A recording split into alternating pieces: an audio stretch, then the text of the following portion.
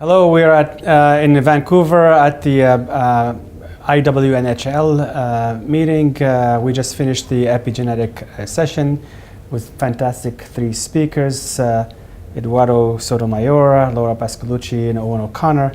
And I'll start with you, Eduardo. You gave a very nice introduction to the field and about how we are using different HDAC inhibitors to use in the treatment of non-Hodgkin lymphoma. Could you summarize what you've just talked about this afternoon? Right. I think that for many years we were focused on the direct anti-tumor effects of HDAC inhibitors. Those are the drugs that we are studying. But there is increased body of evidence that these drugs are also immunomodulators, and there is data using all pan-HDAC inhibitors that you can increase the function of different type of immune cells. And our approach has been a little bit different in the sense that we really want to understand what is the role of each one of these HDACs in different immune subsets, and then based on that knowledge to design a specific inhibitor to try to harness the immune system against malignant B cells using these drugs. So the way you see it, that this HDAC should work against a variety of B-cell lymphomas, or do you think that some would be more responsive to these immune modulators more than others? So our data with HDAC6 inhibitors is in preclinical, as well as the data from Owen. Perhaps he can comment about this. So HDAC6 inhibitor seems to have efficacy in a variety of B-cell malignancies and also in T-cell malignancies. So the data with HDAC3, our own data and data from other groups, has shown that perhaps HDAC3 is more important in aggressive lymphomas. So HDAC11 is mostly focused on T cells, so I think can be potentially applied beyond mantle cell lymphoma into other B-cell malignancies and perhaps T-cell malignancies. Great. Laura, your group really pioneered the work on dissecting the role of different genetic alterations that modulate epigenetic pathways in lymphomas. Can you give us some recent information from your work about which genes are relevant and how can we use this potentially for therapeutic purposes?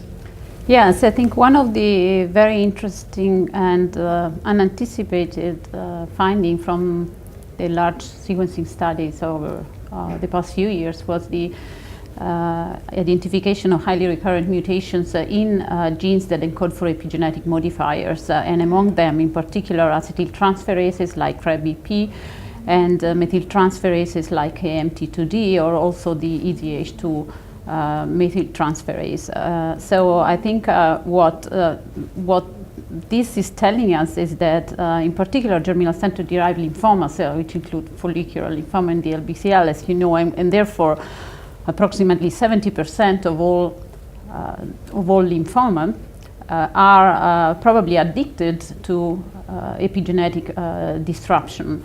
And this, I think, will be very interesting from a therapeutic perspective because of the possibility to target these lesions. Now, it may be difficult to target the lesion per se. We have shown that these genes act as tumor suppressor genes, and the mutations are inactivating mutations in the case of CREBP and KMT2D.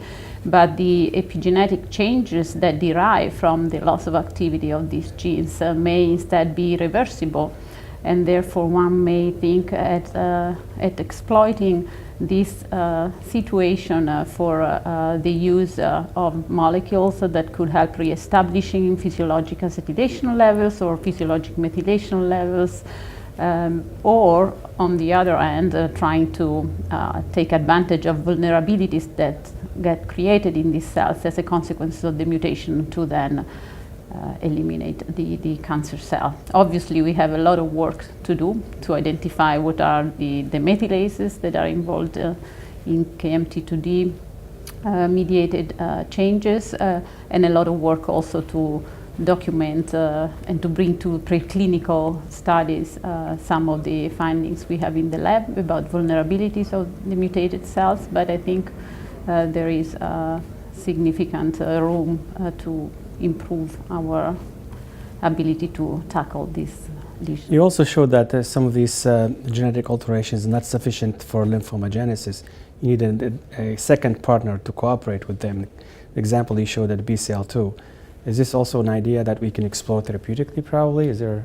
Yes, absolutely. From a pathogenetic standpoint, we have seen that the alteration per se is not sufficient to cause lymphomas, but as you said, it can synergize with other lesions, and BCL2 is a typical one, which we see in fact in human tumors. These alterations are very frequently together. And so I think very possibly promising approach would be to combine drugs that could interfere with or help reestablish physiologic acetylation levels, such as HDAC inhibitors, with drugs that instead would target the cooperating genetic lesions. And in this case, we could think of BCL2 inhibitors. So I'm very much looking forward to the results of these studies. When your work on HDAC inhibitors and T-cell lymphomas really opened the door for how we use these agents clinically, with first drug approved based on your work and others at Memorial, SAHA, which is now known as vorinostat. Since then, how do you see the field is progressing, and what we learned since the first approval of vorinostat, and at least in T-cell lymphomas? Yeah, I think the field has actually evolved fairly fast, and I think as our knowledge becomes deeper, I see the pace of the clinical development and application growing even faster. It's interesting to me that around the world there are now 4 HDAC inhibitors approved. These drugs are only approved in T-cell lymphoma, PTCL and CTCL.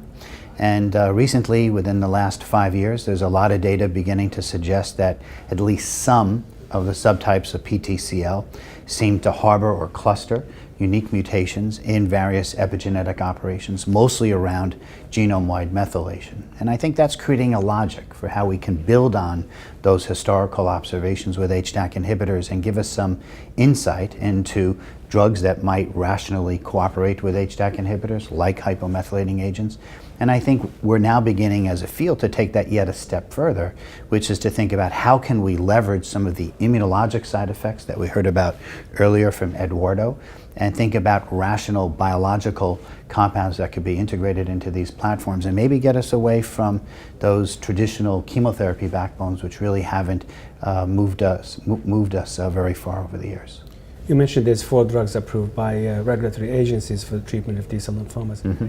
Can we identify these patients up front? Is there any biomarker where you can identify these 25% responders? Or? Yeah, it's a spectacular question, and the answer, unfortunately, is no. There's some data that people are looking at in the lab. One of the problems is in the laboratory, all cell lines respond to these drugs, so the lab is not going to give us the answer.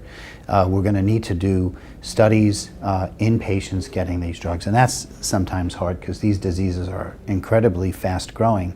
But as you pointed out, it's a very interesting and consistent 25 to 30% of patients that respond. And it begs the question, is it the same 25% that respond to one that respond to another? And even simple observations. If you had a patient relapse on romidepsin, would they respond to another HDAC inhibitor? So even some of those more simple observations that we can make clinically and try to build upon scientifically are still lacking. So in conclusion, we had a really very stimulating session about the role of epigenetics and epigenetic modulators in the pathogenesis of lymphomas, and then how do you explore these therapeutically. Hopefully next year we'll give you more information about how this field is progressing and how we're advancing the field in terms of how we take advantage of this knowledge and designing new treatment strategies. Thank you.